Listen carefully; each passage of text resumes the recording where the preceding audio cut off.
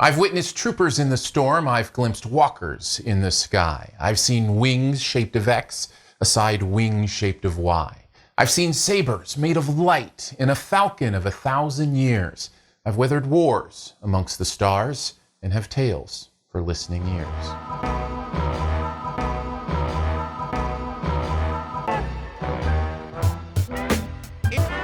Star Wars: The Rise of Skywalker is the 9th and final chapter in the Skywalker saga, following Rey, Finn, and Poe as they attempt to save the universe from Kylo Ren and a surprisingly familiar threat.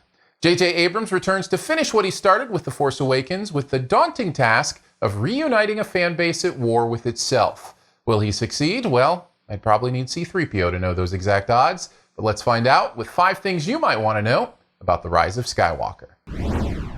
Boy, oh boy, do us Star Wars fans have an interesting way of showing our love for this property. The ownership of the fans of Star Wars and the response to when it doesn't live up to that has been one of the most toxic things in fandom for the last few years. So let's start there with the review of the new one, and let's keep it just to this one point, shall we? Because I really do want to take this movie on its own merits. But I do have to say, there is something exhausting about the toxic fandom that has come along with this property, and I am not immune to it. I loved The Last Jedi. I thought Rian Johnson delivered a way of stretching Star Wars so that it didn't have to play it safe anymore, that it could become something new, it could become something beyond just the safe thing that it's always been, and people didn't respond well to that. So I have my own opinion on what it means to give the reins back to J.J. Abrams, and somebody else who felt different about The Last Jedi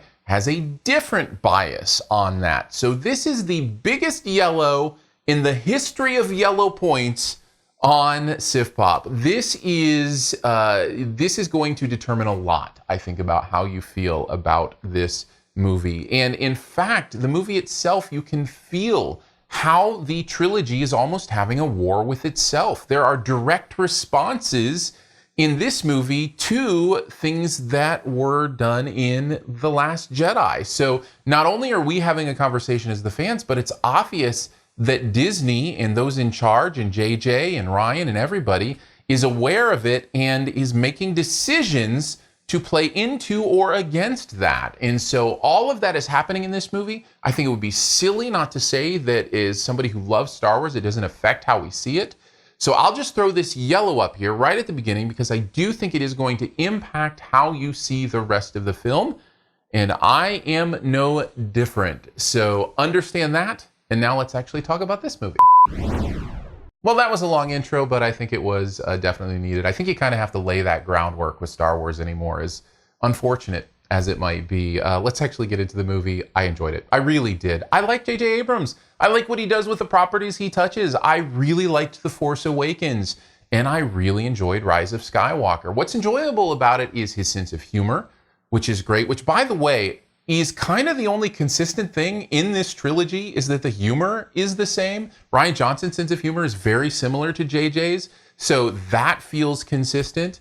The chills, the adventure, those Star Wars moments, those big moments where something happens in the story or a way that something is transitioned is very clever. I like that. I liked those big emotional things that are going on, and I enjoyed the adventure. I also think he gets great performances out of Adam Driver, who's astonishing as Kylo Ren, and Rey is just so cool. She's my favorite. So as I'm going into this, as I'm coming out, I'm just thinking, that was a good movie. I had a good time, and I think I need to establish this right off the bat before we talk about some other stuff.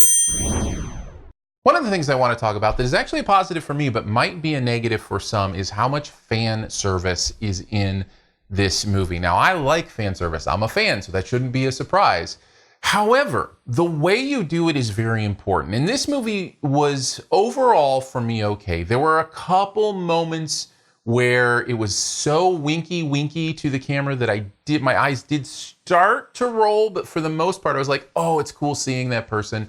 Oh, it's cool seeing that thing. Oh, I love this callback. I like this thing. But it is a lot. There is a lot here. And at times, I can understand how somebody might feel like they're just playing the hits, like they're just trying to to squeeze every last ounce of the original trilogy into this. And of course, JJ was accused of this with The Force Awakens, rightfully so, I think, because of how much it patterns itself after A New Hope. And there is that here too. This movie in many ways patterns itself after things that happen in Empire or Return of the Jedi. So that is still going on here. For me, I don't mind it. I like nostalgia. I like fan service. But for others, and especially if it clicks that part of your brain and you just start rolling your eyes, expect to roll them a lot. Okay, let's get into the negatives. I do have some. In fact, if you ask me to rank the Star Wars movies today, this would be definitely in the lower quadrant of my Star Wars ranking. So understand, I had a good time. It's Star Wars. That's going to happen. But there are some negatives. One of them, this movie might as well have been called Star Wars Rise of the MacGuffins. There is MacGuffin after MacGuffin in this movie, objects that they have to go find, side quests that they have to attend to. The overall plot is fairly straightforward. All that's happened, man, the thing about people, I promised I wasn't going to talk about Last Jedi. I think I can say this. People have a problem with Canto Bright. This is like one big Canto Bright movie. It's like everything is go do something in this place that really doesn't mean anything. You know, that's what I heard about Canto Bright. And that's what kind of I see here that's going on through this movie. Now, nothing is slowing down. There's always something going on. So your brain is active. But I would be lying if I said that the side quest didn't get a little annoying to me. But that is a minor objection compared to this last one, which is a big deal to me. This movie does not have the strength of its conviction. There is no courage in what's going on in this film. There are meaningful things that pretend to happen in this movie and are undone within seconds. You don't even have a chance as the audience to even live in the possibility of these meaningful and big moments because of how quickly it undoes them. And if I were doing spoilers, which I'm not, if I were doing spoilers, I could give you at least 4 examples of big risks this movie pretends to take and then immediately says, nah, just kidding, not really. And that's a big deal to me because it takes everything out of this movie that could have made it next level. This is a movie that is fun and entertaining. As I said, it's a joy to watch, but there's nothing about it that I walk away from going, whoa, that was deep. That was meaningful. I'm going to live with that. I can't believe the movie did. Like, there's no risk here. And to me, that's a big deal. That point alone and some of the other things are enough to bring this movie down for me. I did enjoy Star Wars Rise of the Skywalker, whatever, these titles. I did enjoy it enough for me to give it a solid B.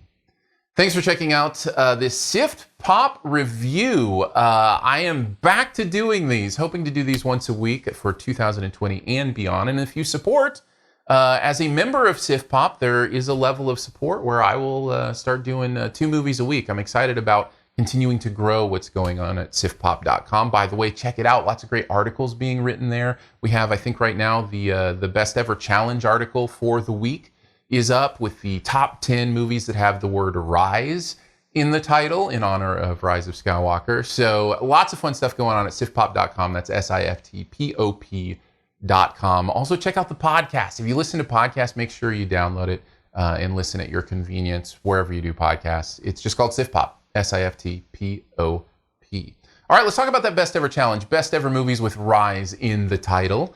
You let me know yours in the comments. I'd love to see it. You can also take a guess at what mine is. I'll give you a clue. And as always, the person who gets it right first does get some SiftPop points, which you can spend at any SiftPop store. As of which there are none right now. But you know, the points are nice. They're really nice. This is movies with Rise in the title. I'm going to have to go with a very campy movie.